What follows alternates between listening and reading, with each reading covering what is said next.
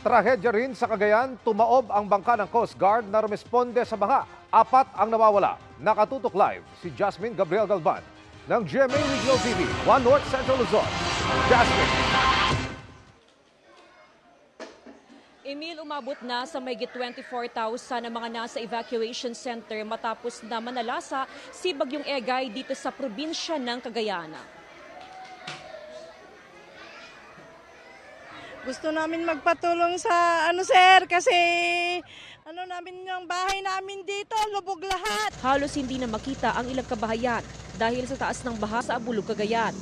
Kwento ng ilang residente, mabilis daw ang pagtaas ng tubig kaya hindi na sila nakalikas. Kagabi, nandun ako sa loob, pero hindi ako makalabas. Ayun.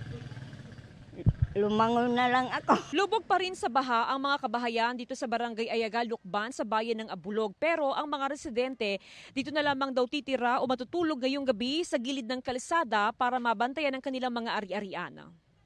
Sa monitoring ng PDRRMO, umapaw ang Abulog River dahil sa walang humpay na pag-ulan. Bukod sa Abulog, nagsasagawa rin ng rescue operations sa katabing bayan ng Pamplona at Ballesteros. Tuloy-tuloy pa rin bumabagsak yung pag-uulan sa Cordillera region, and all of those waters diretso dito sa tributary ng Abulog and Pamplona. That's why nag-swell ngayon yung Abulog, and almost all barangays na ngayon ang affected sa Abulog.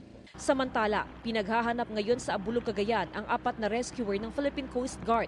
Tumaob ang sinasakyan nilang aluminum boat sa katubigang sakop ng Abulog dahil sa malakas na hangin at malalaking alon. Sa Facebook post ng PCG, papunta sana ang 4 na rescuer upang sagipin ang mga tripulanting sakay ng isang tugboat nang mangyaring insidente. Tutulong ang Coast Guard Aviation Force sa paghahanap sa 4 na PCG rescuer. Umabot na sa mahigit 20,000 individual ang inilikas simula nang maranasan ang hagupit ng Bagyong Egay. Karamihan, hindi pa pinapayagang bumalik sa kanilang mga bahay. Nanatiling walang supply ng kuryente sa 8 bayan sa Cagayan, kaya ang ilang residente nagtsatsaga sa mga improvised na ilaw. Ang ilan, nakikisuyo na lang na makicharge ng cellphone sa mga may generator set. Ang motor ko kasi for emergency lang, baka may buwibili. Kawawa naman sila kung magsirado kami. Kaya sinaksak sa baterya. Iniipit ko na lang sa baterya. Ayon sa Cagelco 2, posibleng abutin pa ng ilang araw bago maibalik ang supply ng kuryente. 2 to 3 days lang yan. Oo. Kasi inaantay lang namin yung supply ng NGCP. Patuloy namang hindi madaanan ang ilang tulay at kalsada sa mga bayan ng Peña Blanca.